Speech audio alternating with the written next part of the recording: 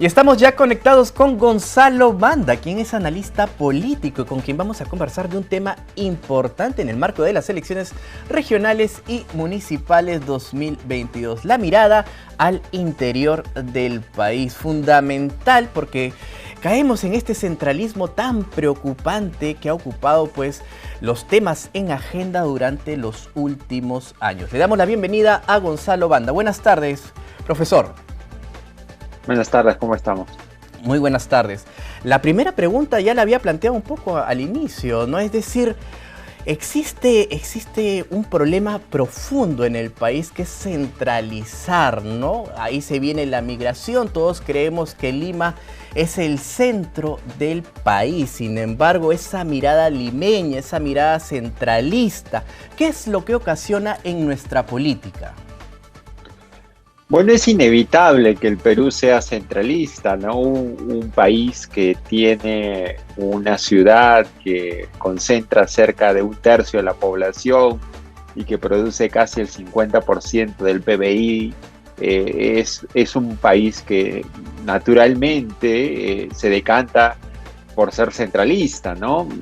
Lo malo es que a veces el centralismo peruano ya es ominosamente abusivo, ¿no? Existen países en el mundo que son centralistas, ¿no? Y me pongo a pensar en Chile o en el mismo Reino Unido, con Londres, que es una ciudad que concentra a veces todas las informaciones, pero sí las élites regionales, los empresarios, los políticos regionales, sí se las arreglan para estar presentes dentro de la agenda pública nacional. Y eso es algo que no se puede hacer en el Perú. Y creo que no se puede hacer en el Perú por una cuestión de que los medios están concentrados en Lima, la atención está concentrada en Lima porque mueve la ciudad mucho. Y no existen unidades descentralizadas de los medios, ¿no? que puedan hacer algún tipo de cobertura alternativa. Y claro, todo termina siendo muy centrípeto, ¿no? Claro. Entonces, creo que eso es un problema del Perú, pero que también hay que decir que a veces pues, las élites regionales no pueden generar esos intereses que debieran de generarlos. Claro. Ahora, bien dice usted, ¿no? Los medios de comunicación están enfocados en lo que sucede en Lima, pero uno de los temas importantes en el marco de las elecciones regionales y municipales 2022 es el involucramiento del elector, ¿no? Ya se ve y se lee mucho en medios de comunicación que incluso aquí en Lima el elector no está tan involucrado en la campaña. ¿Qué está ocurriendo al interior del país? ¿Es distinto o también ocurre lo mismo? Yo creo que hay la misma apatía, ¿no? Creo que el elector peruano está afrontando cierto desánimo en general con la política. Yo leía la última encuesta que ha publicado Ipsos, ¿no? Y solamente sobre Lima, claro, ¿no? Pero en general en Lima la gente no ha definido su voto, 57%, o sea, hay una apatía generalizada de la sociedad por sus políticos, ¿no? Entonces, cuando uno se pone a pensar qué ha pasado, la representación política está en crisis en el Perú, ¿no? Sin duda. Y es algo que no solo ha pasado en estas últimas elecciones, es algo que viene desde las últimas elecciones, pero viene en una empeoría, ¿no? Es un proceso que se va degradando, ¿no?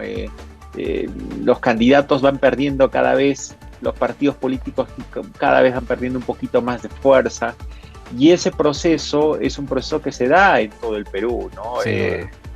En casi todas las regiones tú tienes ese mismo fenómeno que ocupa también a la política nacional. Claro, y en este sentido, la apatía, una de las características que usted menciona del elector en general, si tuviéramos que perfilar al elector, usted está en Arequipa, usted es de Arequipa, si tuviéramos que perfilar al elector del sur, ¿Cuál sería cuáles serían las características que tendría este elector sureño en nuestro país?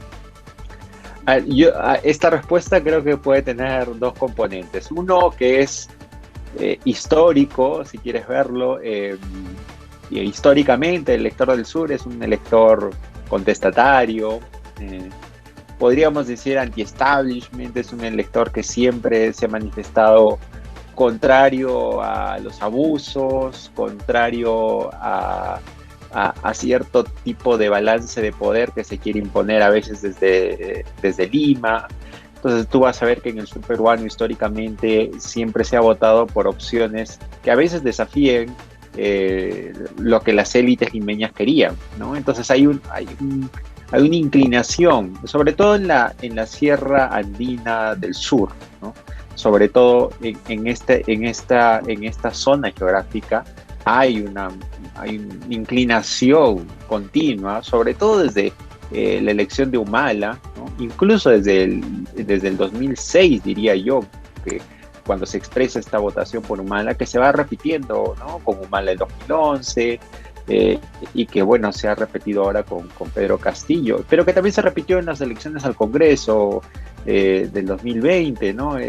Creo que hay una tensión siempre hacia ese tipo de votación, ¿no? Podríamos discutir ahora. Sí, eso, claro. ¿no? Y este querer desafiar a Lima, ¿no? De parte del interior del país, el votante del interior, del sur, ¿no? El votante del norte, incluso este querer desafiar a Lima, ¿podría ocasionarnos un problema en general como país? ¿O es saludable, ¿no? Tener este constante, quizás por lo que decía usted, ¿no? Desde Humala, ¿no? Este constante desafío durante los últimos años? Lo que pasa es que ya, y ahí venía la segunda parte, el argumento histórico vale por... Luego viene el argumento empírico, que es el argumento de algunos estudios que se han podido hacer. De hecho, acabamos de publicar un paper sobre eso, ¿no? Cómo es la cultura política en Arequipa, por ejemplo, ¿no? Y el arequipeño es un ciudadano que defiende valores republicanos, ¿no? Que se rebela frente al abuso del poder, ¿no? Conservador en términos morales, ¿no? Pero contestatario en asuntos económicos, ¿no? Es una cuestión que sí se puede comprobar si se hace estudios y una radiografía, si quieres verlo, del perfil del votante arequipeño.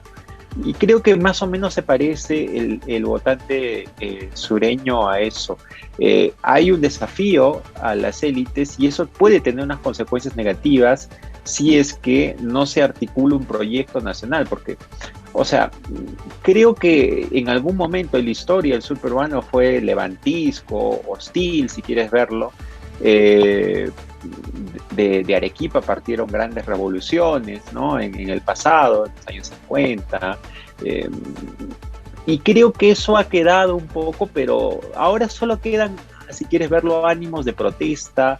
No es muchos dicen no, pero es medio revoltoso el sur, pero cuando uno lo compara históricamente como fue el sur peruano, pues ya ahora simplemente digamos que hay reclamos, huelgas, algunas movilizaciones, pero esporádicas, claro.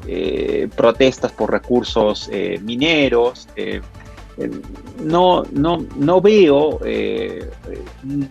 un sur que complote, digamos, contra los intereses nacionales. Claro.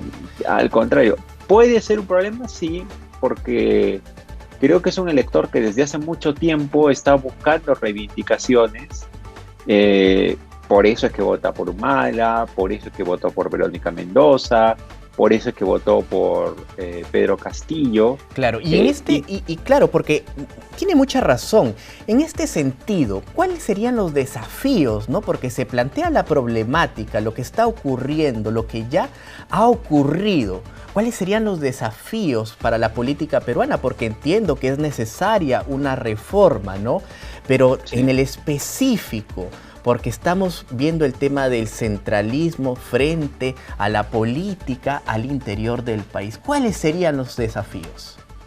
Es que tú has tocado un tema muy importante porque creo que ahí hay varias cosas. En primer lugar, mucho se habla de la reforma política que intente mejorar a los partidos políticos nacionales, ¿no?